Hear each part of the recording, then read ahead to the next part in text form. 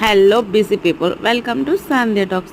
ఈరోజు మీకు ఒక సాల్టీ, ఒక స్పైసీ, ఒక నరిషింగ్ పాప్కార్న్ ఎలా తినాలో, అది with in the budget of 30 రూపీస్లో ఎలా తినాలో నేను మీకు ఈరోజు చెప్పబోతున్నాను.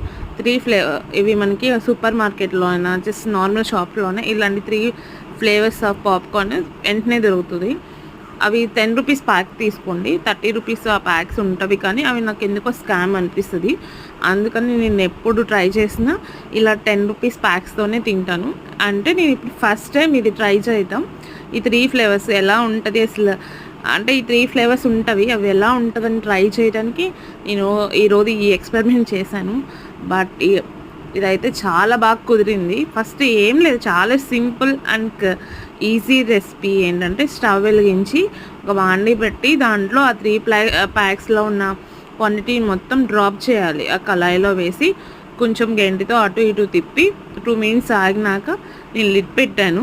కానీ నాకు టెన్షన్ వస్తుంది, 3 ఫ్లేవర్స్ కలిపాను కదా ఏమవుతుందా అని. కానీ కొంచెం సేపు ఆగిన పాపప్ అవ్వటం స్టార్ట్ అయింది. నేను మళ్ళీ లిడ్ పెట్టి నేను కవర్ చేశాను. ఒక 3 మినిట్స్ తర్వాత మొత్తం ఓపెన్ చేసి చూస్తే మొత్తం పాపప్ అయి ఉన్నాయి. అయితే నేను అవి తీసుకొని సర్వింగ్ బౌల్లో తీసుకొని టేస్ట్ చేశాను. టేస్ట్ అయితే సూపర్ ఉంది. నార్మల్ ఒక్క ఫ్లేవర్ తిన్నాను, 3 ఫ్లేవర్స్ అయితే